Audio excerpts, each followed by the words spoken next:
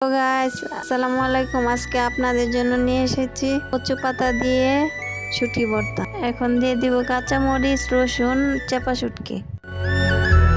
এখন পরিমাণ মতো পানি দিয়ে দিব পরিমাণ মতো লবণ। এখন ডেকে দিয়ে 10 মিনিটের মতো সিদ্ধ করব। এখন ঢাকনাটা উঠিয়ে নেড়ে চেড়ে নিব। ভালো করে পানিটা শুকিয়ে গেলে নামিয়ে নেব। ভর্তাটা পাটায় এখন ভালো করে বেটে নেব। ভর্তাটা খেতে ভালো লাগবে, অনায়াসে আপনি 1 প্লেট ভাত খেয়ে ফেলতে পারবেন এই ভর্তাটা দিয়ে।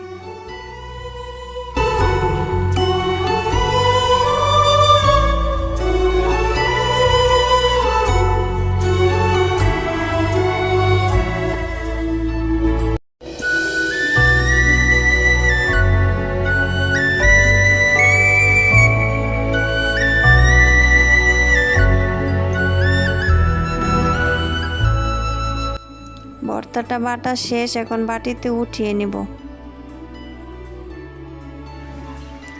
ভর্তাটা দেখুন কত সুন্দর হয়েছে। এটাকে আপনারা ট্রাই করে দেখবেন বাসায়, খুবই ভালো লাগবে, মজা লাগবে।